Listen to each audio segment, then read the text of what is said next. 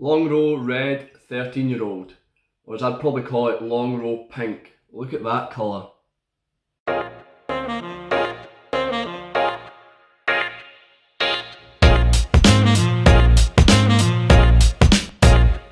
Hello and welcome to Whisky Whims with me, Stuart.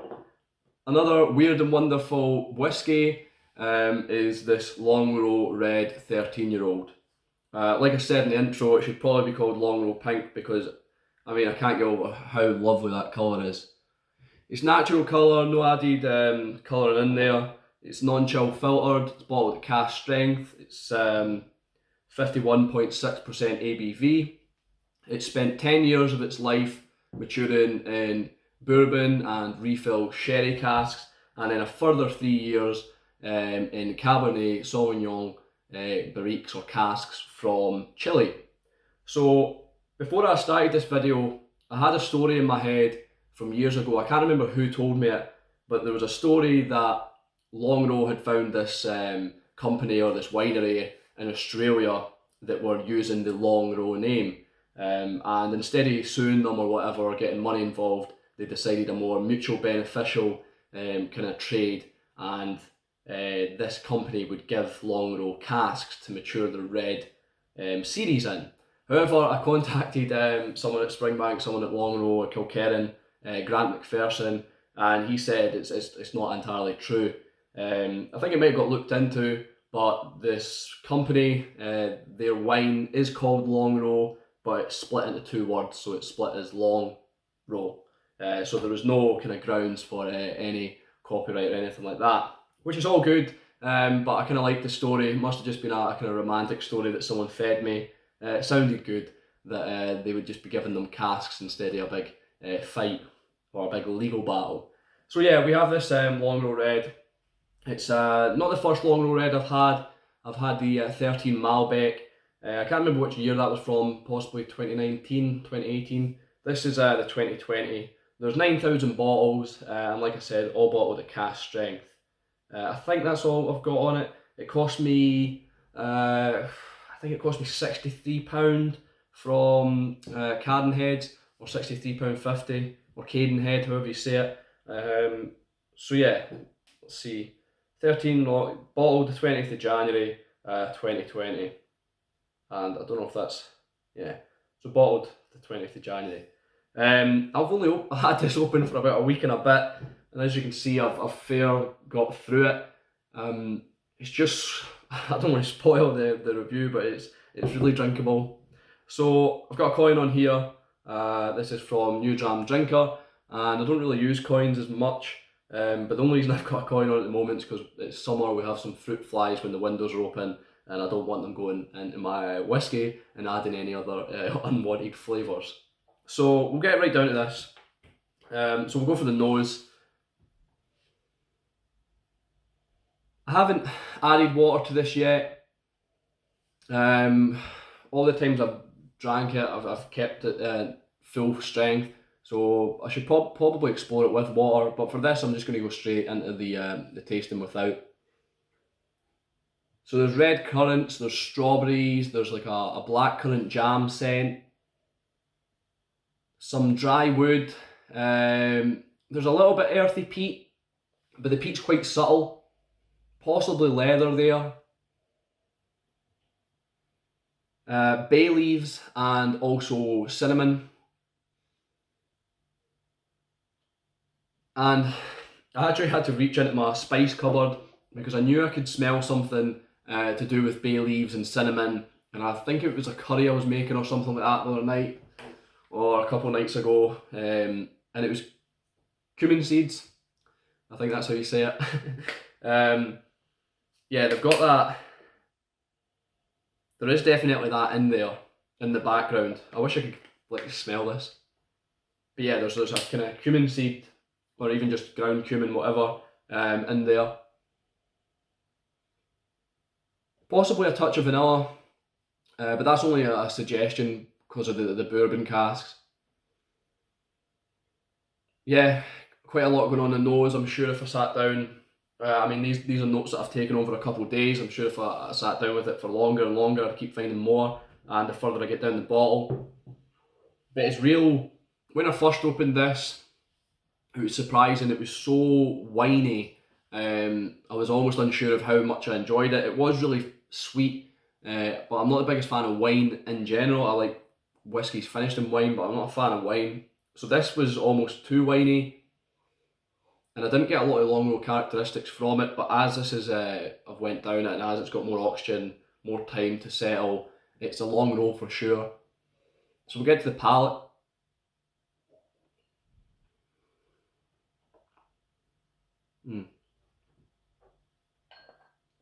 There's more red and dark fruits there on the palate, possibly like forest fruits, maybe some dried fruits, fig or raisins or something like that.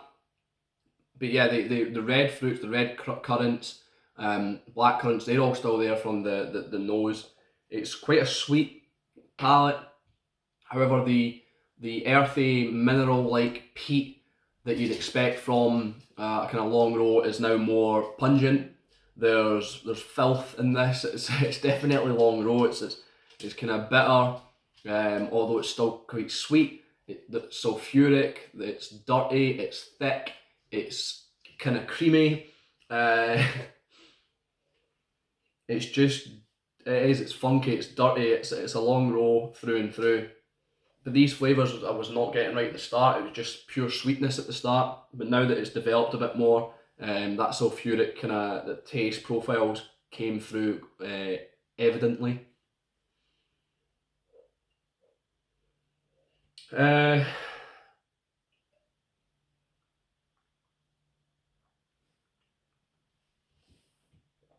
From developing from the leather on the nose, there's like a tobacco leaf. There's possibly milk chocolate or dark chocolate and hints of orange as well. It's lovely. Not everybody is a fan of the Longrows because of the sulfuric element of it or the dirty funkiness of it, but it's just what I'm wanting from a Longrow, and the red wine finish, the 3 years in those Cabernet Sauvignon casks is just tying it all together beautifully and bringing these sweet red fruits, dark fruits through the finish. Sorry, it's long, it's musty, kind of almost damp. It's funky. There's a dark chocolate that brings a real bitterness with it. However, to kind of contradict myself, there's a bitterness, but then as soon as you start thinking of your next sip, your mouth starts watering, and that's what mine's doing right now. You should almost see me, I'm almost foaming at the mouth. It's yeah, your mouth goes that all dry way, but then as soon as I start thinking of the red fruits again, kind of juicy strawberries, wet strawberries, my mouth starts watering again, and I want to take another drink. And this has been probably one of the most addictive whiskies that I've ever drunk. I've had a few that like the Myra green tea was good. It's hard to put down. It's quite a drinkable whiskey. What did I have on last week? The Bunnahabhain Cúraich, as I was explained actually. The Bunnahabhain Cúraich. That's quite a drinkable whiskey, quite sessionable. And this is almost the same, but it's not a sense of being sessionable. It's just so good that you want to keep drinking it. Or I think it's so good that I just want to keep drinking it. And the colour is, it's amazing.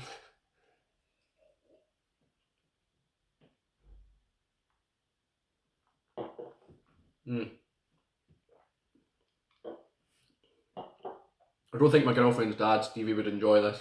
He's not a big fan of Springbank or Campbelltown malts, really in general. And it is probably because it's sulphur. It's a hard thing to for some people, this sulfuric dirtiness, and the Longrow is just full of it.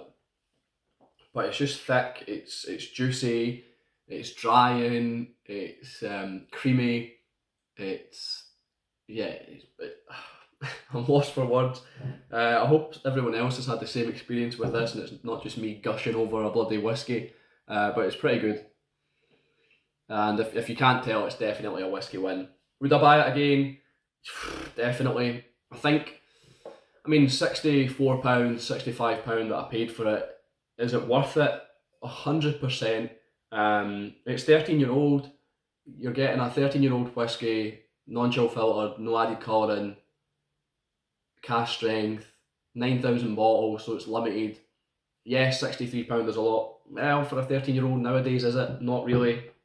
I mean, it does say it's limited, 9,000 bottles. I suppose that can add value to it, but it's well priced, I believe. It's not going to hurt the bank, hurt the pocket, really. I think the most I'd pay for it is probably £80 to £90, because I know it'll be on the secondary market, and that's probably all I can get it for. So I'd definitely buy it again. I think it's worth it. It's a whiskey win, and would I recommend it? I would recommend this to anyone who's a Springbank Longrow fan, anyone who likes a bit of kind of funk, a little bit of dirty whiskey, a little bit of a kind of powerful whiskey. It's complete opposite from a Speyside. You're not getting a Speyside here. You're getting a good hitting. There's a little fruit fly there. You're getting a good hitting whiskey, and you're getting all these lovely fruity flavours, these red wine flavours. So yeah. I've been Stuart, this has been Whiskey Whims. I'll see you later.